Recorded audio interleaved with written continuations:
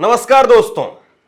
जब भी कोई हादसा होता है तो हमारे सामने एक नहीं दो नहीं ऐसी सैकड़ों मिसालें हैं, ऐसे सैकड़ों उदाहरण हैं जब सरकार ने पहले उसको झुठलाने की कोशिश की, जब वो झुठलाया नहीं गया तो उसको दबाने की कोशिश की, इग्नोर करने की कोशिश की, लेकिन बार बार सच जो है वो सामने आकर के खड़ा हो जाता है। और अब ऐसे में नई दिल्ली भगदड़ का भी सच सामने आ गया है। नई दिल्ली भगदड़ का सच सामने आ गया है और जो नेता, मंत्री, संतरी, अधिकारी या फिर उपराज्यपाल उस वक्त में इस मामले को या तो झुठलाने की कोशिश कर रहे थे या इग्नोर करने की कोशिश कर रहे थे, वो सब अब क्या कहेंगे? क्या अब नरेंद्र मोदी अपने मंत्री का इस्तीफा लेंगे? क्योंकि बहुत बड़ी चूक यहां पर हुई है और प्लेटफॉर्म नहीं बदला गया। बार बार अधिकारी इसी बात को कहते रहे, लेकिन अब आरपीएफ की रिपोर्ट सामने आई है और आरपीएफ की इस रिपोर्ट के अंदर, ये देखिए आप आरपीएफ की रिपोर्ट, आरपीएफ की इस रिपोर्ट के अंदर सिलसिलेवार तरीके से बताया गया है कि प्लेटफॉर्म नंबर 12 पर एक घोषणा होती है और उसके बाद में लोग प्लेटफॉर्म नंबर 12 पर इकट्ठा होने लगते हैं।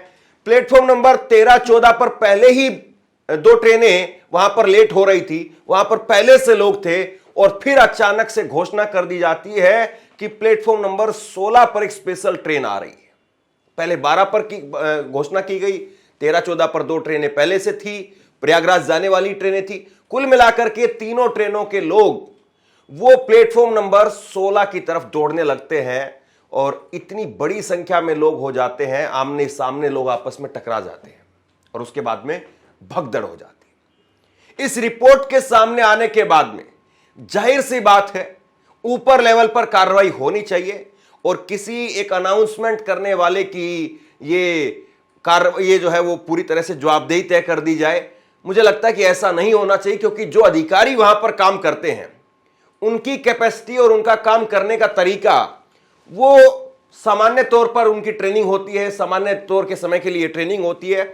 जाहिर सी बात है जिम्मेदारी अगर बनती है तो वो बड़े मंत्री की बनती है।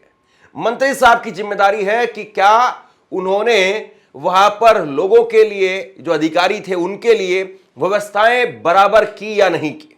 अधिकारी किस तरीके से ड्यूटी दे रहे हैं यह भी हम देख रहे हैं। तो ऐसे में सरकार जो है उसकी जिम्मेदारी है, क्योंकि इस पूरे मामले को अब कहीं ना कहीं अधिकारियों पर डाल करके निपटाने की कोशिश है। और उस वक्त में अधिकारी क्या कह रहे थे वो आपको आगे बताता हूं, लेकिन पहले आप ये खबर देखिए। भास्कर ने कुछ देर पहले इसको रिपोर्ट किया है कि नई दिल्ली रेलवे स्टेशन पर भगदड़ की वजह सामने आई है। आरपीएफ की रिपोर्ट में कुंभ स्पेशल ट्रेन के प्लेटफॉर्म बदलने से हादसा हुआ है। तो ये अब जो है वो आरपीएफ की इस रिपोर्ट के अंदर लिखा हुआ है कि हादसा जो है प्लेटफॉर्म बदलने की वजह से हुआ है। आरपीएफ ने दिल्ली जोन को एक रिपोर्ट सौंपी है। इसमें बताया कि 15 फरवरी रात करीब 8:45 पर घोषणा की गई कि प्रयागराज जाने वाली कुंभ स्पेशल प्लेटफॉर्म नंबर 12 से रवाना होगी। कुछ देर बाद में एक और घोषणा की गई कि कुंभ स्पेशल ट्रेन प्लेटफॉर्म नंबर 16 से रवाना की जाएगी। यानी पहले 12 से घोषणा हुई और 12 से 16 पर, फिर बाद में घोषणा बदल दी जाती। रिपोर्ट के मुताबिक इस समय मगध एक्सप्रेस प्लेटफॉर्म नंबर 14 पर, उत्तर संपर्क क्रांति प्लेटफॉर्म नंबर 15 पर खड़ी थी। प्रयागराज एक्सप्रेस में चढ़ने के लिए यात्रियों की भीड़ भी प्लेटफॉर्म नंबर 14 पर थी। यानी 3 ट्रेनों के आने जाने वालों की भीड़ प्लेटफॉर्म पर पहले से मौजूद थी। घोषणा सुनकर के यात्री प्लेटफॉर्म 12, 13 और 14, 15 से फुटओवर ब्रिज 2-3 के जरिए सीढ़ियां चढ़ने की कोशिश करने लगे। इस दौरान मगध एक्सप्रेस, उत्तर संपर्क क्रांति, प्रयागराज एक्सप्रेस के यात्री सीढ़ियों से उतर रहे थे। धक्का मुक्की के बीच में कुछ यात्री फिसल करके सीढ़ियों पर गिर गए और भगदड़ मच गई। अब जरा ग्राफिक के जरिए देखिए आप, ये ग्राफिक के जरिए देखिए, यहां पर प्लेटफॉर्म नंबर 12, 13 पर पहले जो है वो 12 पर घोषणा की गई थी, तो 12, 13 नंबर प्लेटफॉर्म पर यहां पर जो है वो लोगों की भीड़ जमा थी, क्योंकि एक तरफ 12 नंबर प्लेटफॉर्म होता है, एक दूसरी तरफ 13 नंबर प्लेटफॉर्म होता है। तो 12, 13 नंबर प्लेटफॉर्म पर पहले से ही लोग मौजूद थे, एक ट्रेन का इंतजार कर रहे थे कि ट्रेन आएगी, उसमें हम बैठेंगे और उसमें बैठ करके हम जाएंगे। इस बात का इंतजार हो रहा था। लेकिन और ये 8:45 यानी करीब 9 बजे, और उसके बाद में जो है यहां पर दूसरी तरफ 14 और 15 पर मगध एक्सप्रेस और उत्तर संपर्क क्रांति, इन दोनों पे भी यात्री इंतजार कर रहे थे कि हम प्रयागराज जाएंगे। वहां पर भी प्रयागराज जाने की ट्रेनें खड़ी थी। और फिर उसके बाद में प्लेटफॉर्म नंबर 16 पर एक स्पेशल ट्रेन कुंभ के लिए, प्रयागराज के लिए जा रही है, यह घोषणा कर दी गई। यहां से यात्री निकल करके उस तरफ जाने लगे और फिर भगदड़ हो गई, क्योंकि जब जाहिर सी बात है 3 जगह से लोग निकल करके एक जगह पर जाएंगे, सबको यह है कि वो घोषणा हुई है, अभी अभी ट्रेन आ रही है, तो हर कोई ये सोचता है कि हम किसी न किसी तरीके से ट्रेन में चले जाएं, और जैसे हालात है हम सबके सामने है। अब बताइए इसको आप क्या कहेंगे? ये सीधे तौर पर दिखाई दे रहा है कि यहां पर लापरवाही प्रशासन की तरफ से, सरकार की तरफ से, और इसके बाद में भी अगर कोई जवाबदेही इसकी नहीं लेता है तो फिर क्या कहा जाए। पहले एक बार जरा सुनिए, उत्तर रेलवे के सीपीआरओ वो कह रहे हैं कि कोई ट्रेन ना तो रद्द की गई, ना ही कोई प्लेटफॉर्म बदला गया। देखिए, ऐसा नहीं है। मैं फिर से कह रहा हूं, ना कोई ट्रेन कैंसिल की गई थी और ना ही किसी ट्रेन का प्लेटफॉर्म बदला गया था। आप लोग तो यहां पर रेलवे के अधिकारी साफ तौर पर कह रहे हैं कि भाई ऐसा तो कुछ हुआ ही नहीं, प्लेटफॉर्म तो बदला ही नहीं गया, लेकिन रिपोर्ट साफ तौर पर बताती है ये जो लापरवाही हुई है, ये लापरवाही नहीं है, यह अपराध है, और इस अपराध की सजा होनी चाहिए। सजा किस लेवल पर होगी, कहां तक होगी? इस्तीफा क्या वाकई जो है वो छोटी मछलियों का ले लिया जाएगा, या बड़े लोग वो भी जो है वो जाल में आएंगे, वो भी जाल में फंसेंगे? ये उस वक्त में उनका पूरा बयान है कि कल जब यह दुर्घटना हुई उस समय पर नई दिल्ली रेलवे स्टेशन के प्लेटफॉर्म नंबर 14 पर पटना की ओर जाने वाली मगध एक्सप्रेस और प्लेटफॉर्म नंबर 15 पर जम्मू की ओर जाने वाली उत्तर संपर्क क्रांति खड़ी थी। इस दौरान फुट ओवर ब्रिज से प्लेटफॉर्म नंबर 14-15 की ओर जाने वाली सीढ़ियों पर एक यात्री के फिसलकर गिरने से उनके पीछे खड़े कई यात्री इसकी चपेट में आ गए। यह दुखद घटना घटी। एक उच्च स्तरीय समिति इसकी जांच कर रही है। कोई भी ट्रेन रद्द नहीं की गई थी, ना ही किसी ट्रेन का प्लेटफॉर्म बदला गया। अब प्लेटफॉर्म पर स्थिति सामान्य है, सभी ट्रेन अपने सामान्य समय पर चल रही है। ये उस वक्त में इनका बयान था कि कोई ट्रेन ना तो रद्द की गई, ना प्लेटफॉर्म बदला गया।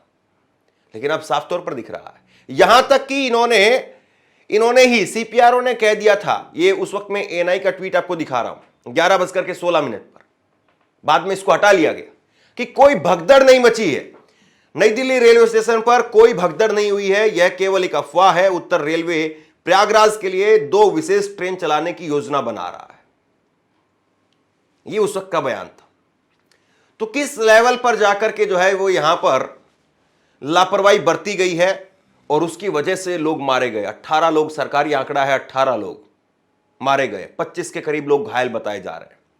एक और रिपोर्ट आपको दिखाता हूं, और यह रिपोर्ट भी बेहद चौंकाने वाली है। आप जा रहे हैं, कुंभ में स्नान कर रहे हैं, कुंभ के पानी को आप पवित्र पानी समझ करके अपने घर लेकर के आ रहे हैं। लोग जिनके पास में इतना सामान है दुखी हो गए हैं वहां पर भीड़ में, धक्का मुक्की में, लेकिन फिर भी 5-5 किलो के कैन भर के लोग लेकर के आ रहे उस पानी का, कि संगम का पवित्र पानी है, हम लेकर के चलते हैं। लेकिन सीपीसीबी की रिपोर्ट कहती है कि जिस पानी को आप लेकर के आ रहे हैं अपने घर पर, या जिस पानी के अंदर आप नहा रहे हैं, वो पानी नहाने योग्य नहीं है। संगम का पानी, उसका फेकल कोलिफॉर्म उच्चतम स्तर पर पहुंच गया, सबसे हाईएस्ट जो है लेवल पर पहुंच गया। तो नहाने के योग्य भी पानी नहीं है। उसका आप आचमन करेंगे तो सोचिए उसकी क्या हालत होगी। आप नहाएंगे तो आपकी स्किन पर कुछ खुजली या कुछ और जो त्वचा रोग हो सकते हैं। जितना जो है वो प्रचार में पैसा खर्च किया जा रहा है, जितना पैसा कमाया जा रहा है, अगर उसका कुछ हिस्सा भी अगर पानी को साफ करने में, गंगा को साफ करने में, क्योंकि यहां पर गंगा, यमुना और सरस्वती इनका मिलन है, तो उस पर अगर खर्च कर दिया जाता तो शायद इतनी बुरी हालत नहीं होती। और अभी तक रेल मंत्री साहब का कोई इस्तीफा, 15 तारीख से आज 18 तारीख हो गई है, धीरे धीरे जो है वो अब 5 दिन 7 दिन और बीतेंगे, लोग इस चीज को और भूल जाएंगे, कुंभ खत्म होगा और रेल मंत्री राहत की सांस लेंगे। लेकिन अगला हादसा क्या फिर हम उसका इंतजार करें? क्या अगले हादसे के बाद में सरकार अपने मंत्री का इस्तीफा लेगी? क्या नरेंद्र मोदी एक और हादसे का इंतजार कर रहे हैं? जब तक आप जवाबदेही जिम्मेदारी तय नहीं करेंगे तब तक जो है ऐसे हादसों पर कैसे लगाम लगेगी? और क्या काबिलियत है अश्विनी वैष्णव की कि उनका इस्तीफा नहीं लिया जा रहा है? क्या काबिलियत है उनकी कि जिसके आधार पर वो अभी तक उस पद पर बने हुए हैं?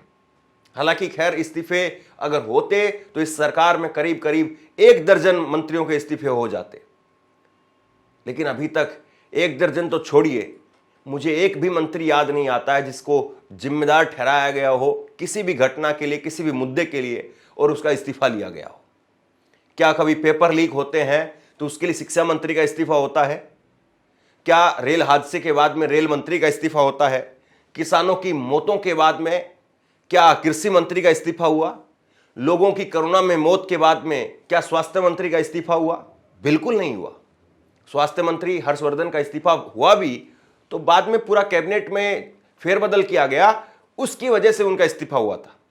और सरकार ने कभी नहीं कहा कि हमने हर्षवर्धन का इस्तीफा इसलिए लिया है क्योंकि कोरोना में वो संभाल नहीं पाए। नाकामी थी उनकी। नाकामी शब्द इस सरकार से खत्म हो गया है। कितनी नाकाम सरकार है कि नाकामी शब्द को ही खा गई। कम से कम नाकामी शब्द को कभी स्वीकार करती तो लोगों को लगता कि हां चलिए कोई भूल हुई है, हम नाकाम हो गए। ये लाइन किसी मंत्री के मुंह से दिखाई नहीं दी है, सुनाई नहीं दी। इसी देश में लाल बहादुर शास्त्री ने इस्तीफा दिया, ममता बनर्जी ने इस्तीफा दिया, नीतीश कुमार ने इस्तीफा दिया, लेकिन नरेंद्र मोदी के राज में इस्तीफे नहीं होते हैं। इसीलिए राजनाथ सिंह ने एक बार कहा था ये एनडीए की सरकार है। मुझे लगता है कि ये नाकामी वाली सरकार है जो नाकामी शब्द को भी खा जाती है और इस्तीफा नहीं लेती है। सोचिए उन परिवारों के बारे में, उन लोगों के बारे में जो गए थे वहां पर धर्म पुण्य के लिए, लेकिन हमेशा हमेशा के लिए कुंभ एक ऐसी याद बन करके रह गया उनकी जिंदगी में, दुखद याद कि हमारे अपनों को कुंभ की वजह से, सरकार की वजह से हमने खो दिया। बहरहाल ये रिपोर्ट निकल करके सामने आई है। अब देखना यही है कि सरकार की तरफ से क्या वाकई इस पर जवाबदेही जिम्मेदारी तय की जाती है, कोई इस्तीफा होता है, या सब कुछ जो है खामोशी की चादर के नीचे सरका दिया जाएगा और सरकार सोती रहेगी। आप क्या सोचते हैं नीचे कमेंट बॉक्स में लिख करके जरूर बताइए। इस वीडियो को शेयर कीजिए और इसी तरह की तमाम खबरों के लिए ऑनलाइन न्यूज़ इंडिया को सब्सक्राइब कीजिए। आपका बहुत बहुत धन्यवाद।